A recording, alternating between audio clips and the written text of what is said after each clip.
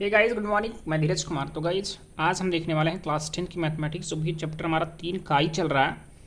और जैसा कि इस प्रश्नावली यानी आपका जो ये प्रश्नावली 3 का आई करके दिया जा रहा है, इनमें हम केवल उन्हीं क्वेश्चन को कर रहे हैं जो हमारे लिए या ये मैं पहले ही बता चुका हूँ कि ये चैप्टर वो विद्यार्थी के लिए होता है, ये विद्यार्थी को करना पड़ता है।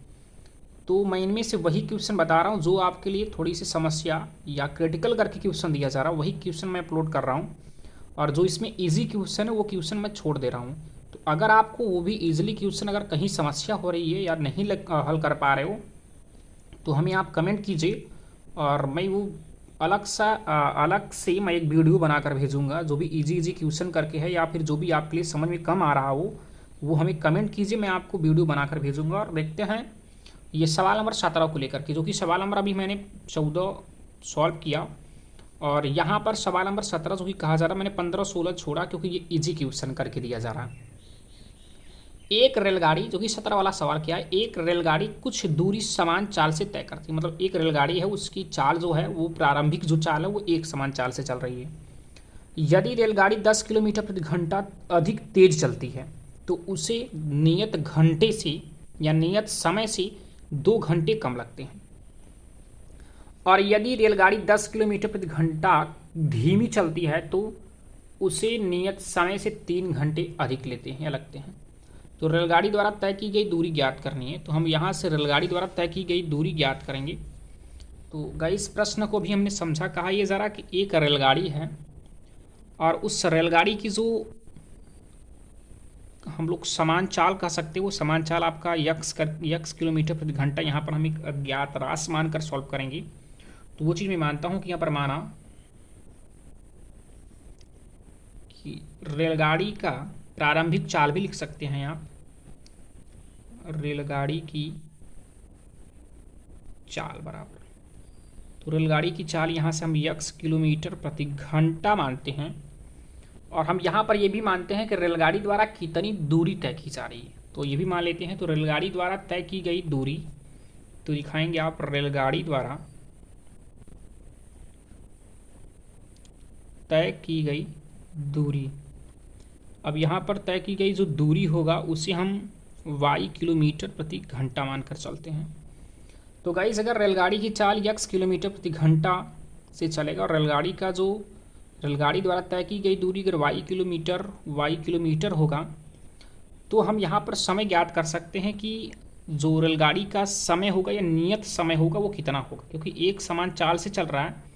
तो यहाँ जो नियत समय होगा वो नियत समय क्या होगा, तो नियत समय हम दिखा सकते हैं समय बराबर क्या होता है, दूरी बटे चाल।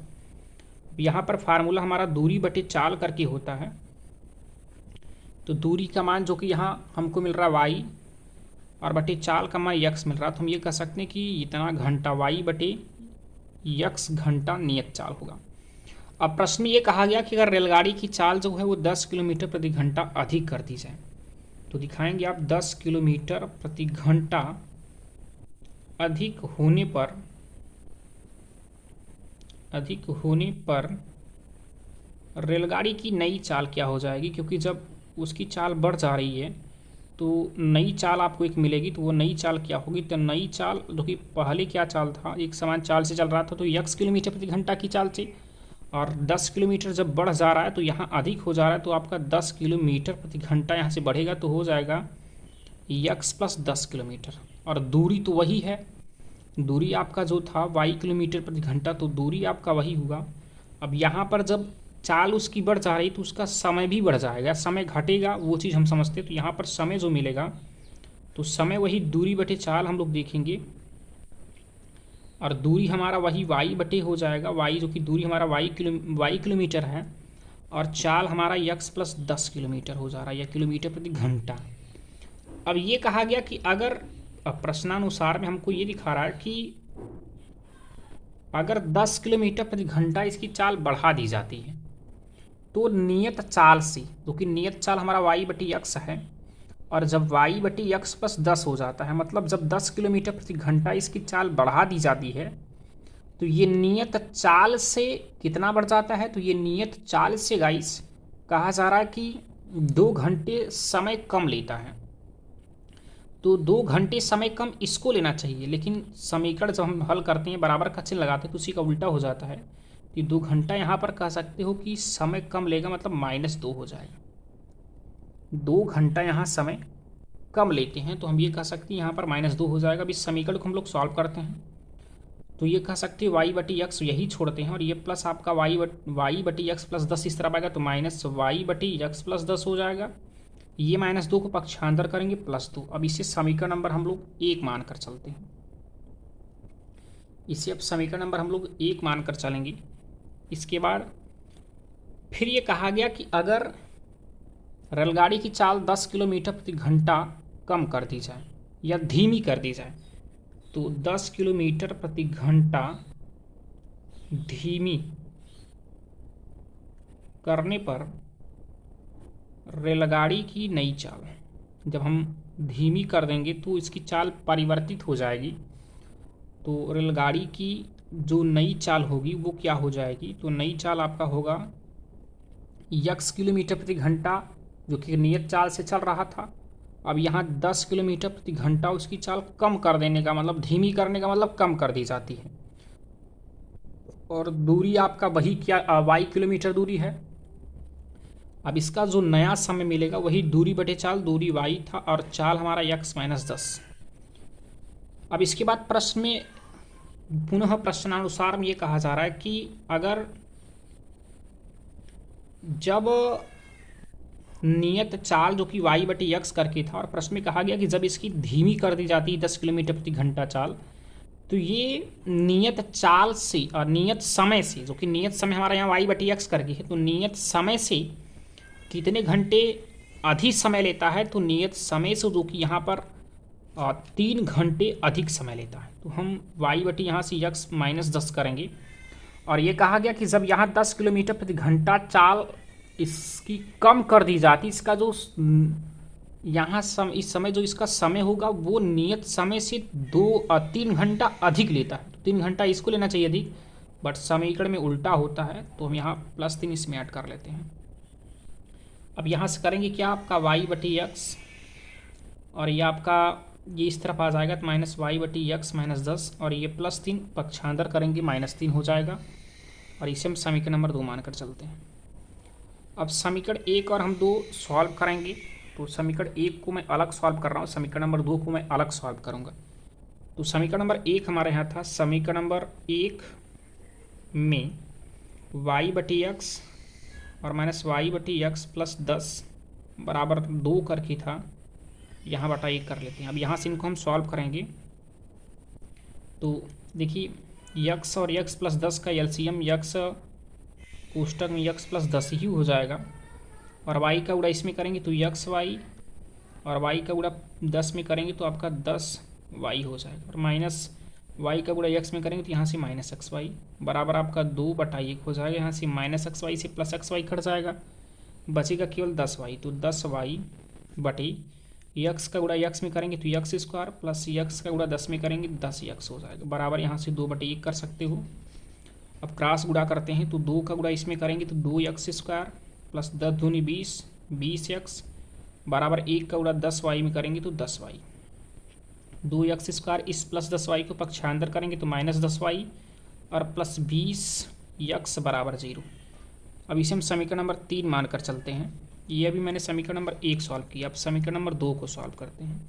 समीकरण नंबर 2 में यहाँ समीकरण नंबर 2 है y/x माइनस y/x - 10 बराबर -3। इन दोनों का एलसीएम वही मिलेगा, x कोष्टक में x - 10, एलसीएम का मतलब मल्टीपल कर दीजिए।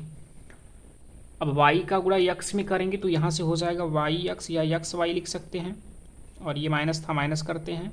y का गुणा 10 में करेंगे तो 10y माइनस ही माइनस और y का गुणा x में करेंगे तो आपका xy हो जाएगा बराबर यहाँ से -3/1। ये -xy से +xy कट जाएगा, बचेगा यहाँ पर क्या -10y और बटे इनका इसमें गुणा करेंगे तो x² माइनस x का गुणा 10 में करेंगे तो 10x बराबर -3/1। अब यहाँ तिर्यक गुणा करते हैं तो -3 का गुणा इसमें करेंगे तो -3x² और माइनस प्लस 10 का गुणा 3 में करेंगे 10 × 3 = 30x बराबर 1 का गुणा 10y में करेंगे तो ये आपका हो जाएगा 10y, माइनस में है तो माइनस 10y।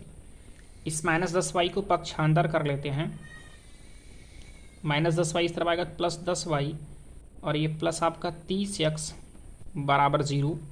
इसे हम समीकरण नंबर 4 मानकर चलते हैं। अब समीकरण 3 और 4 को गाइस अगर हम जोड़ देते हैं, जोड़ते इसलिए हैं क्योंकि ये माइनस 10y है और ये प्लस 10y, अगर जोड़ेंगे तो ये दोनों कट जाएंगे। तो हम लिखेंगे समीकरण 3 व 4 को जोड़ने पर, तो जोड़ने पर हम देखते हैं यहाँ पर दोनों समीकरण 3 और 4 को जोड़ेंगे तो ये देखिए यहाँ माइनस होना चाहिए। माइनस 3x स्क्वायर को अगर हम x स्क्वायर के साथ जोड़ते हैं तो जोड़ने पर हमको क्या मिलेगा, हम जो कि बड़ी संख्या में से छोटी संख्या जुड़ रहे हैं, तो ये माइनस 3x स्क्वायर, ये प्लस 3x स्क्वायर तो घट जाएगा। 3x स्क्वायर में से 2x स्क्वायर घटाएंगे तो x स्क्वायर मिलेगा और बड़ी संख्या का चिन्ह यहाँ माइनस है तो माइनस कर सकते हो। ये 10y से माइनस 10y से प्लस 10y कट जाएगा।